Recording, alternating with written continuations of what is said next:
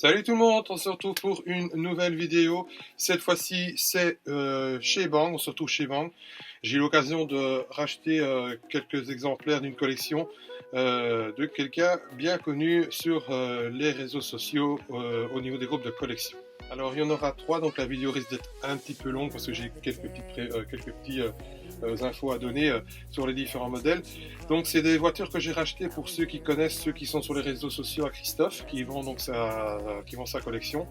Je pense que certains d'entre vous ont acheté aussi un peu chez lui. Et donc moi j'en ai pris 3 et il y en aura 3 autres qui vont suivre de chez lui. À un moment il faut aussi un petit peu limiter je ne veux pas dire les dépenses, mais voilà, il faut un petit peu segmenter. Et donc il y aura une vidéo aussi de chez lui puisqu'il y en a 3 qui vont arriver entre temps. Alors on va commencer avec la première. Je fais un peu comme Art Model, je prends les références, puisque bon, Bang n'existe plus pour le moment, n'existe plus du tout. Donc là, il n'y a pas question d'arrivage, celle-là est sortie avant, je vais prendre les références un peu comme Art. Et pour commencer donc avec la première, bien connue de tout le monde. Alors donc la magnifique 250 GTO. Alors bon, je viens de m'apercevoir que je l'ai déjà chez Box Model. Donc, comme je suis dans l'optique aussi un petit peu comme Art et Best de récupérer tout ce qui était fait chez Bang, en tout cas dans la série 7000. D'ailleurs je passe un petit coucou, si jamais des gens en ont qui peuvent me contacter, me laisser un petit message, j'arriverai à les contacter. Évidemment je pense que je n'y ai pas encore, mais bref, ça c'est une autre histoire. Donc on commence avec cette 250 GTO. Donc c'est un modèle, donc c'est la Special Street, donc, qui porte le numéro 7111, donc de 1962, comme vous voyez bien, en couleur rouge, voilà. Dans sa boîte. Voilà, ça c'est un petit quelque chose que je fais très attention, c'est d'avoir les boîtes, certains me connaissent, où je suis très tatillon là-dessus. Donc la voici la première de cette vidéo dans son display et on déballe tout de suite. Alors, le déballage. Donc c'est la GTO classique là, que tout le monde connaît, mais bon, elle a quand même le mérite d'être présentée. Donc je rappelle, donc c'est des miniatures que j'ai achetées à Christophe. Alors, ceux qui sont uniquement sur ma chaîne, bon, on voit pas du tout de qui je parle. Par contre, ceux qui me suivent sur les réseaux sociaux, notamment Facebook, savent très bien de qui je parle. Je sais bien qu'il y en a plusieurs qui en ont acheté chez lui et qui en vendent toujours d'ailleurs. Donc voilà la première, donc la 250 GTO Special Street. Donc c'est du Bang, hein. Il n'y a rien à dire de plus. Que j'ai payé 25 €. Bon, je trouve que c'est les prix, hein. Voilà, c'est les prix. Quand la boîte est complète, c'est le prix que je mets. Comme ça, vous savez, si jamais vous en vendez, le prix que je peux mettre. Donc quand la boîte est complète comme ça, c'est 25 €. Et quoi, bon, voilà, elle est relativement nickel, c'est du seconde main, on le voit bien, mais il n'y a pas grand chose à giboter dessus parce que certaines sont pleines de poussière, ici c'est pas le cas. Donc, quand je dis certaines, c'est pas les autres qui vont suivre non plus, mais j'ai déjà été amené à acheter des voitures avec pas mal de poussière, bon, un petit nettoyage ça va. Enfin, c'est pas trop encrassé. Alors, on passe à la deuxième, et celle-là, il y aura un petit peu plus d'explications parce qu'elle est relativement particulière pour moi. Je vais d'abord faire un petit peu de teasing. Donc, c'est une miniature que je cherche déjà depuis que j'ai commencé Bang. Donc, bien avant même d'avoir récupéré les autres, parce que j'avais déjà eu du Bang par le passé où j'ai revendu parce que je n'avais que 4 références. Et bon, la petite histoire est amenée que j'ai redécouvert Bang et que je commence vraiment tout à voir cette fois-ci. Mais celle-ci était déjà dans ma ligne de mire déjà depuis quelques années.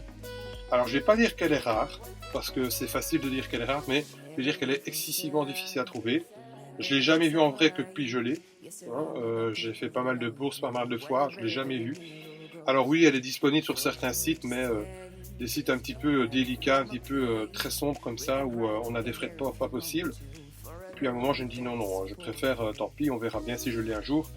Et la petite histoire de cette voiture-là, c'est que Christophe, de nouveau, puisqu'on est toujours chez Christophe, avait déjà posté ça quelques jours, quelques semaines avant de décider de vendre cette partie de cette collection. Et j'avais déjà un œil dessus.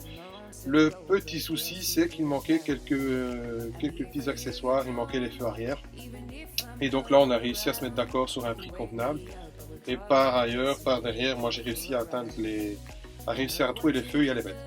J'arrête le teasing ici, je vous montre donc la voiture laquelle il s'agit. Donc certains me diront peut-être que non, en fait elle n'est pas rare, mais les miniatures c'est un petit peu au bonheur la chance. Certaines ici sont rares et pour d'autres pas.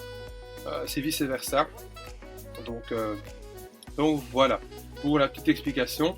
Pour le modèle proprement dit, ben, voilà la description. Donc sous la référence 7169, donc Ferrari TR de 1958, donc Laguna Seca, piloté par Ricci et Guinter. Je pense que c'est comme ça qu'on doit dire, Guinter, je ne sais pas exactement. J'avoue, je ne fais pas encore attention à la bonne prononciation des pilotes. Mais voilà, alors ce que j'aime, enfin je vais l'expliquer plus tard, mais je suis assez content de l'avoir.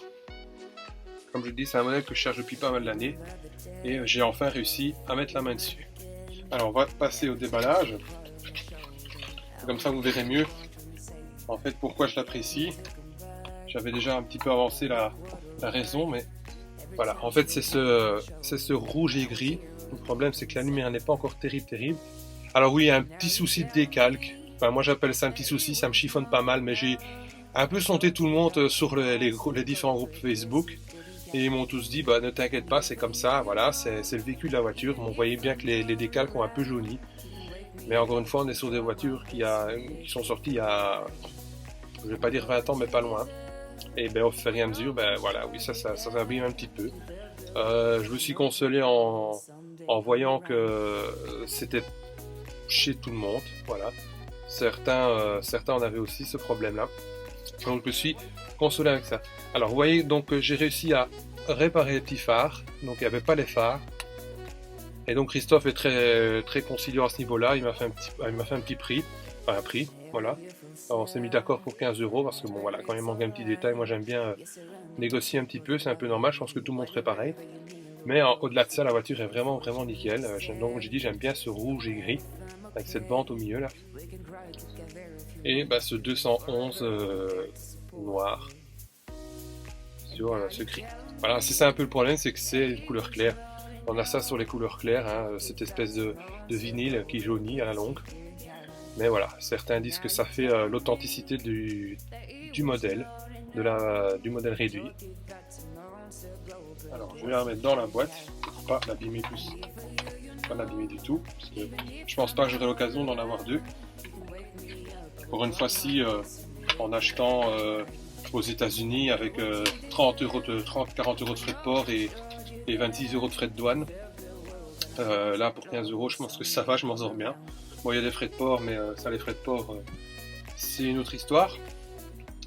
Et donc, pour repréciser la référence, donc 7169 Ferrari TR de 1958, Laguna Seca, piloté par Ricci et Guinter. Je pense que c'est comme ça encore une fois que je dois prononcer. Si jamais c'est pas comme ça, ben, mettez-moi un petit message pour m'améliorer.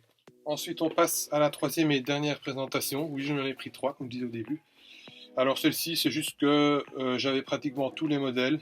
Et je pense qu'à l'heure actuelle, avec celle-ci, j'ai tous ces modèles-là, dans cette série-là classique. Hein. Évidemment, ils en ont sorti en série spéciale, un peu comme tous ces fabricants de cette époque-là. Et Art aussi, enfin voilà. Art et Best ne font plus de série spéciale, mais ils en ont fait par le passé. Ils en feront peut-être après, ça je ne sais pas. Mais en tout cas, donc j'ai toute cette série-là dans les collections classiques. Je vous montre donc le modèle, donc 250 expérimental. Et ici, on est sur une version donc des 3 heures de Daytona et donc piloté par Stirling Moss. Alors, ce qui est bien avec Bang, c'est qu'ils mettent le numéro sur l'étiquette, le numéro de la voiture. Tout le monde ne fait pas ça, mais bon, voilà, après les connaisseurs savent. Hein. Voilà. Donc, dans son boîtage, alors là, il y a un tout petit souci de décalque que j'ai pas encore eu le temps de refaire. Je le referai par après. Donc, la voiture après, bah voilà. Alors, je vais faire le petit déballage. Vous allez voir ça de plus près. Alors, petite chose, c'est vrai que c'est de l'occasion, donc il faut parfois faire un petit peu attention. C'est qu'ici, le socle, c'est pas un socle réellement Bang, c'est un socle modèle box, mais ils vont l'un sur l'autre. Hein, vous voyez, c'est les mêmes attaches. Box avait donc prévu la petite inscription ici. Ça j'en tiens par rigueur. Je vais prendre un autre plateau d'un modèle Box qui n'a pas l'inscription et j'échange. C'est pas un problème tant que la boîte est complète et qu'elle ferme. Voilà. Alors le petit tour. Donc les 3 feux arrière bien réalisés aussi avec un petit cerclage métallique. On voit pas très bien sur la vidéo, mais bon, voilà.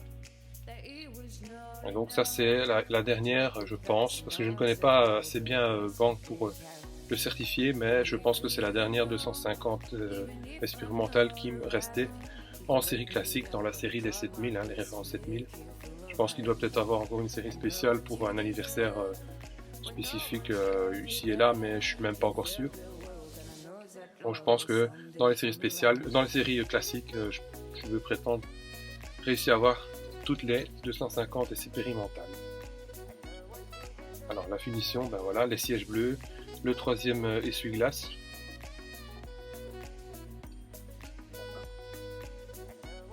La voiture elle n'a vraiment rien, pour une seconde main elle a vraiment nickel.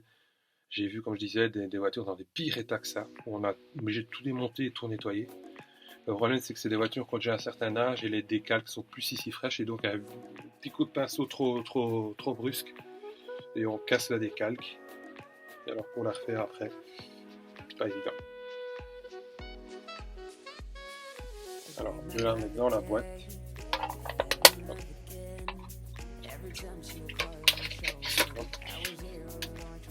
Et donc là voici le nouveau dans son plexi. Alors la référence, je pense pas que je l'avais dit, je vais pas simplement montrer l'étiquette. Donc 7195, donc 3 heures de Daytona, piloté par Stirling Moss de 1962. Dernier petit tour. Alors donc voici le résumé, j'ai essayé de faire comme je veux parce que 3 dans une main c'est pas évident sans les faire tomber. Donc on a donc la 250 GTO, la TR58 et la 250 expérimentale. Bon, c'était les 3 présentations de cette vidéo. Je vous dis un tout grand merci encore pour le soutien, pour les partages. Ça me fait un petit peu... ça me fait plaisir puisque ça me permet de faire grandir la chaîne. Et je vous en remercie pour ça. En attendant, je vous dis à tout bientôt. Salut, salut!